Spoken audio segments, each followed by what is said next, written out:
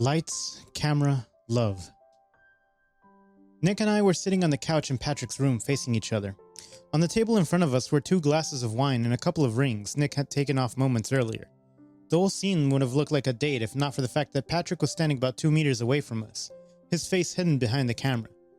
"Okay," he said, "whenever you're ready." I smiled, feeling a bit embarrassed by the situation. Nick smiled too, but it seemed like an actor's smile, fake and rehearsed. Then Nick gently took my face in his hands, bringing it closer to his. But he hadn't kissed me yet. We looked into each other's eyes, breathing in sync. It was surprisingly intense.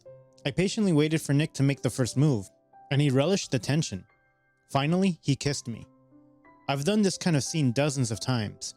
I've kissed both men and women on camera or on stage, in front of hundreds of people, but never before had it felt so intimate and pleasant. Nick had soft lips and a bit of a stubble, and I could taste the lingering wine on his lips. After what felt like only seconds for me, but about 2 minutes in reality, Patrick clapped his hands. "Guys, that was awesome," he said happily. "You did great." Now let me explain how I got into this situation. Patrick and I have been friends since elementary school. We practically grew up together. We played video games, had our first beers, skipped classes, and even went to college together. He was the first person I came out to as gay, and I was the first person he came out to, too. I studied acting while Patrick pursued directing, so we were a really great team. After college, I became an actor. Everything went according to plan. I met my first boyfriend while working in the theater and moved in with him. When we broke up about a 1.5 years later, I already had a stable job and enough money to live on my own. At the same time, Patrick took a more activist path, creating short films about social issues, politics, and the LGBTQ+ community. He often acted in his own films and became quite popular in the LGBTQ+ community. People would recognize him on the street and say things like, "Oh, you were in that video about marriage equality?" For instance, in the case you're wondering, no, I wasn't jealous. I was immensely proud of Patrick. He was doing important work, and I always made sure to express it. "Well, since I'm doing such important things," he would say sometimes, "you should be part of it too, don't you think? You're a great actor, Oliver, and your talent is going to waste if you don't collaborate with me. Our friendship is going to waste." He liked to be dramatic like that from time to time. I wasn't convinced initially. It felt odd to go from playing Hamlet one day to promoting the same-sex adaptation the next. Plus, I hadn't come out to my family yet, and I don't want them finding out through Patrick's videos, knowing they watch some of them on YouTube. But eventually, I promised Patrick that I would star in his next project. We were both drunk and in fantastic moods, making such promises seem feasible. Besides, I thought Patrick wouldn't remember it. But, of course, he did call me about 2 weeks later, excitedly announcing that he was shooting a new film and that I had to be in it. "It will be about the intimacy of LGBTQ+ people," he told me over the phone. "You know, people kissing and touching and all that." "And that's it? Sounds like porn," I replied cynically. "Come on, Oliver, don't be so skeptical. It's going to be poetic and political. I have a great script for it." "So can I at least see the script?" "No, none of the actors will see it until the movie's released," Patrick said. Well, that was his style, quirky. "All you have to do is come to my place and share a kiss with some guy for a minute." "Wait a minute, with some guy?" "Yes, bring a friend, maybe someone from the theater, and remember, you can't say no. You promised." The next day at work, I asked Nick if he wanted to be in Patrick's film with me. I briefly explained the concept of the film, expecting a refusal, or rather hoping for one so I could decline Patrick's guilt-free. But to my surprise, Nick immediately agreed. "Are you kidding?" he said. "Patrick's films? Dude, that guy is talented. I even show his videos to my grandma." So a few days later, we found ourselves at Patrick's place, kissing on his couch while he filmed us with 5 different cameras. Everything would have been fine if it weren't for the fact that 2 weeks after the kiss, I still couldn't stop thinking about Nick. Nick, 4 years younger than me, had recently started working in the same theater. He was tall, lean, with bright green eyes, and there was something magnetic about him. Whenever we would be on stage together, all eyes were on him, and I couldn't blame them. I mean, who wouldn't be captivated? Even if I could resist stealing a glance whenever I got the chance. But until that kiss with Nick, I had only admired his beauty. Like you can admire an Italian statue or painting. It didn't cross my mind to sleep with him or go on a date. I mean, when you see Michelangelo's David, you don't think about that either, right? But everything's changed after that night. I couldn't think of anything else. "It's so stupid of me, but I can't help it," I confessed to Patrick during dinner at his place. "This crush on Nick is the biggest I've had since Robert." Robert was my ex-boyfriend whom I moved in with after living with Patrick. As I said before, I also met him at work, and things didn't end well. When we were together, we annoyed everyone else in the theater, But when we broke up, things got even worse. We created a toxic atmosphere, constantly arguing, competing for roles, and spreading nasty rumors about each other. I didn't want to repeat that pattern. Okay, so what do you think? I asked Patrick about my situation with Nick. Another work romance, hot or not? But Patrick didn't give me a clear answer. He mumbled something non-committal that wasn't particularly helpful. So in the end, I made the decision myself. One day, after rehearsal for a play, I approached Nick, feeling nervous and my mouth going dry. "You did great today," I complimented him, trying to start a conversation. But Nick didn't seem interested in small talk. "If you're asking me out, just ask me out," he replied, already packing his things into his bag. No need to waste time with the obvious. I could swear I saw a playful wink in his eyes. "Yes, I am. I am asking you out." I felt incredibly awkward, like I had never flirted with a guy before. "Great," Nick said, smiling nonchalantly. "Saturday, 8 p.m., Velvet Bar?" "Yeah, sure, sounds good. See you then," I replied, using way too many words for absolutely no reason. Nick finished packing and left the locker room.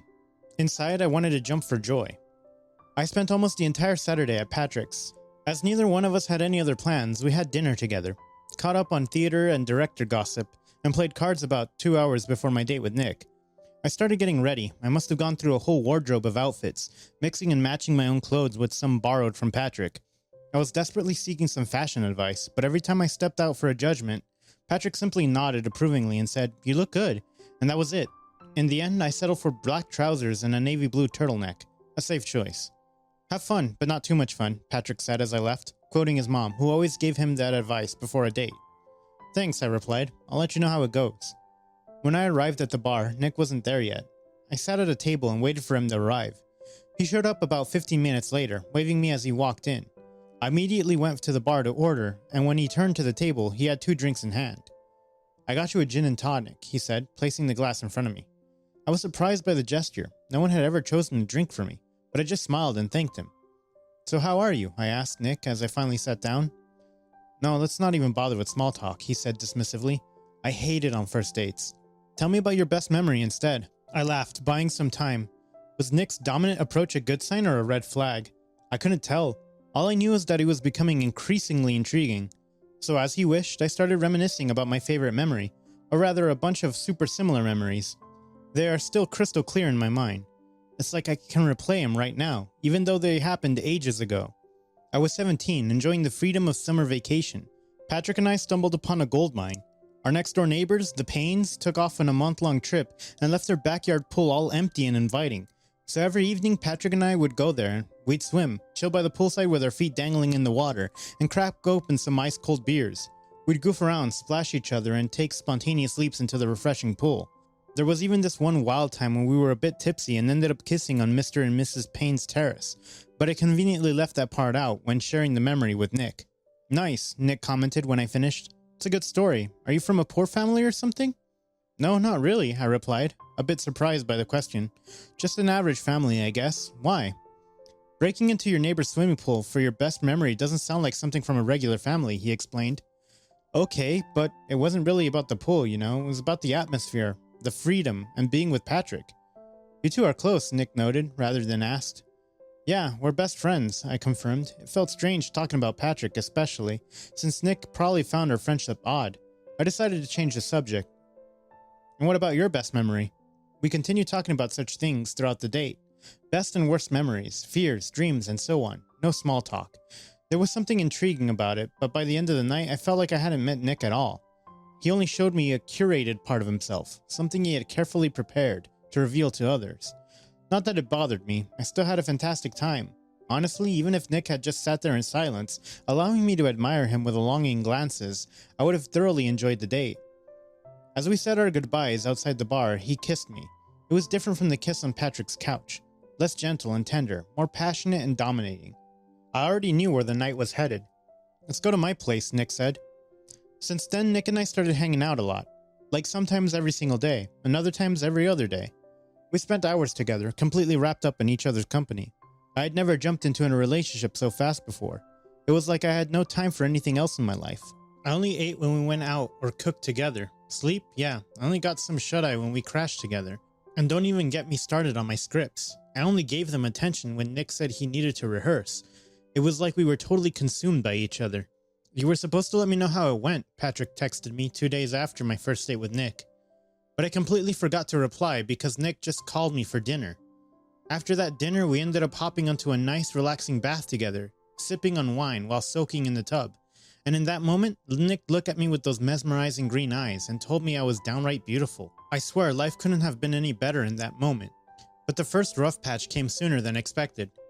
Nick and I had an appointment to go out at 8, so at 7:30 I called him to figure out where we were meeting. And what did he say? He couldn't make it. Alright, I understood. Maybe he got caught up in something, but then there was radio silence for 3 whole days. No calls, no texts, nothing. I thought it was over between us, like the whole thing had just gone up in smoke. Finally, after 3 agonizing days of silence, we crossed paths at work. Sorry, he said, I've been a little busy. And we just fell right back into our intense routine. We spent hours dating, stayed at each other's places for days, and talked until the sun came up. Then out of the blue, Nick dropped another bombshell on me. I need some space, he said, as I was preparing dinner for us at his apartment. Could you move back to your place for a few days? It shouldn't have been a big deal, really. We never officially lived together or even labeled ourselves as a couple. Nick has never even told me he was in love with me or anything, but still, I was so addicted to him that panic hit me like a ton of bricks. Sure, I managed to say, even though inside I was freaking out. No problem, and just like that, I retreated back to my apartment for a torturous 8 days, during which Nick barely said a word to me at work. He didn't want other actors to know about our relationship. I was mentally and physically drained, barely sleeping or eating. My mind was consumed with thoughts of Nick, and I was a mess. I stumbled into work exhausted and usually late. My performance was getting worse and worse. After one particularly awful attempt, I missed my text like 7 times and muttered under my breath the whole time. Nick finally approached me in the locker room. You were terrible, he said, and it felt like a punch. It was painful to watch. I couldn't believe he was saying that to me. No theater colleague would talk to another like that, and to hear it from Nick, of all people. What? I simply said. But Nick just walked out of the locker room, leaving me stunned. Apparently, he said all he needed to say. Straight from the theater, I went to Patrick's place, shattered and broken. I felt like the worst actor, lover, and human being on the planet. I buzzed his intercom, standing outside of the apartment building. Oh, thank goodness, Patrick sighed in relief when he answered the intercom. It hit me that I had left him for longer than Nick had left me. I got even more ashamed. For a moment, I considered turning around and heading back to my own place, but I didn't. I needed Patrick. I rode the elevator up to his floor, and there he was, waiting outside his apartment door. As soon as I stepped out, he wrapped me in a tight, comforting hug. You look horrible, he remarked, as he pulled away, concern etched on his face. When was the last time you slept? And have you eaten? Man, love is not doing you any favors. Come on, let's get you a sandwich. 5 minutes later, I was sitting on Patrick's couch, a plate with a sandwich on my lap. He knew exactly how I liked it, cheese, tomato, and lettuce. I ate it in silence, grateful that Patrick didn't bombard me with questions. And when I finished, I just broke down and cried. Hey, what's going on? Patrick asked, his voice filled with worry. He was probably a bit on edge himself. I mumbled something incoherent, rambling about Nick and how it was a mess of a human being. Patrick pulled me into another embrace. We sat like that for a long while. I thought if Patrick had recorded it, he would have had some award-worthy scene for his LGBT+ intimacy film, but I kept that thought to myself. Finally, I gathered myself and spilled everything to Patrick. I can't really remember the exact words I used, but I've definitely painted a messed up picture of my relationship on that rambling monologue. Okay, I hear you, Patrick said curiously when finished. It doesn't sound healthy, you know. I know, I chuckled, wiping my eyes, but he's, I don't know, special. I don't want it to end, Patrick. Don't make me end it. I'm not making you end it, he replied, but believe me, I wish I could. Later, I apologized to Patrick for disappearing from his life, and somehow we slipped back into our old routine. We visited each other regularly, caught up over beers, played cards, went out dancing, or simply took leisurely strolls through the city. We were best friends again, like nothing ever happened. And sometimes I couldn't help but feel like there was even something more between us. Oh, and of course, Nick reached out to me again. Sorry about the silence, he texted. I'll see you on Saturday at my place. So we ended up seeing each other on Saturday. Patrick knew we had resumed our relationship, and he didn't lecture me. But he didn't hide his thoughts about it either. I don't know how, but I managed to keep a close bond with the both of them, revealing as little as possible about each to the other.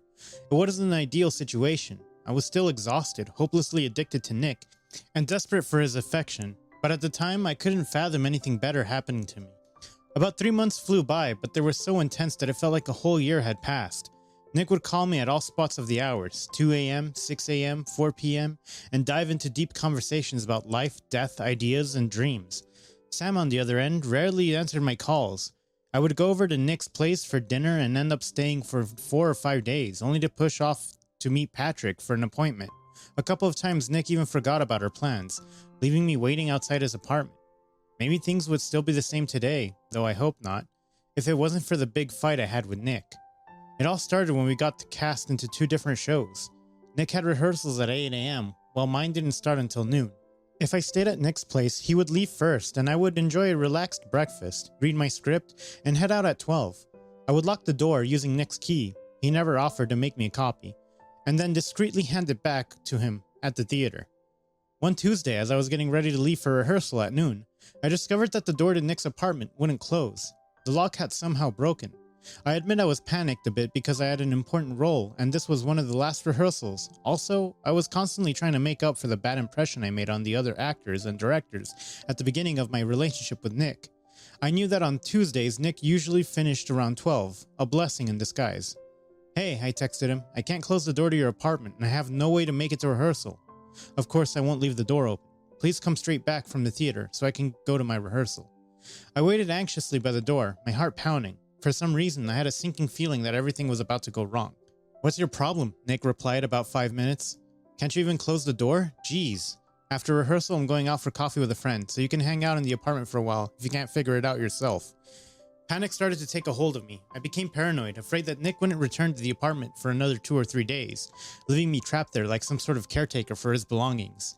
"Nick, please," I immediately responded. "If you can't come back right after work, at least let their other actors know why I won't be there. They like you. They won't hold it against me." I wanted to send another message, but I noticed that Nick had blocked me. I could only guess that he wouldn't bother explaining my absence to anyone at the theater. Maybe that was the final straw. I don't know. What I did understand was that this relationship made absolutely no sense.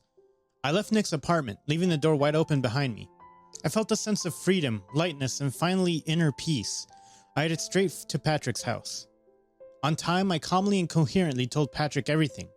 I didn't cry or repeat myself a dozen times. Instead of a sandwich, he made me my favorite orange tea. "God, what an idiot," Patrick said after I finished speaking. "I'm glad you left. I just hope, Oliver, that you won't go back as soon as Nick tries to contact you." "No," I assured him eagerly. "I won't go back. It's truly over." Patrick gave me a skeptical look, but I knew that besides maintaining strictly professional relationships, I would never speak to Nick again. Spoiler alert, I was right. It's been 2 years since that day, and we still haven't had any contact. "Do you want us to remove that video of you 2 kissing?" Patrick asked suddenly. I had completely forgotten that video still existed. "I don't know," I replied. "You wanted me to be part of this project."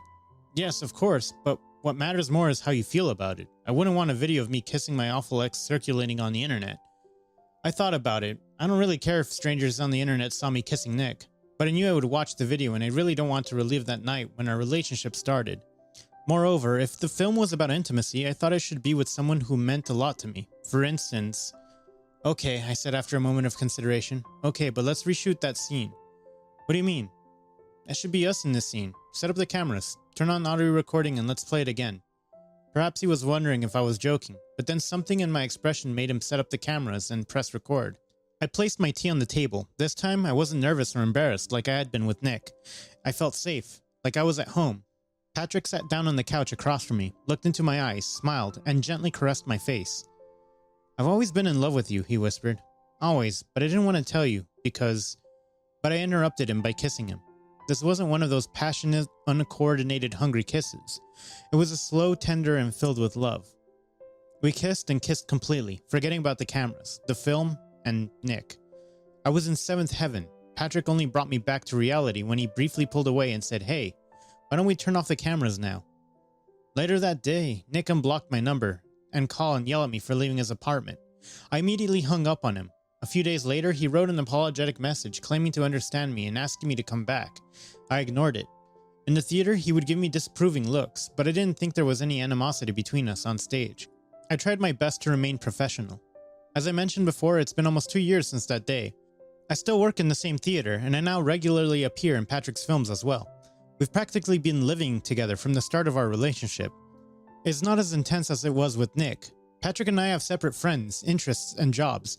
We aren't together all the time. Some days we only see each other briefly, and in the evening before we both go to sleep, we talk about our day, interesting things at work, who we had lunch with, and other mundane topics.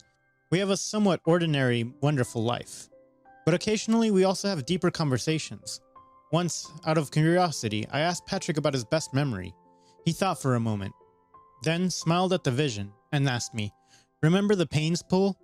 That's when I realized that I couldn't be happier. The end. Have you ever dated your best friend? How did it go? Thanks for watching. Consider subscribing to become part of our Rainbow Force, and stay wholesome.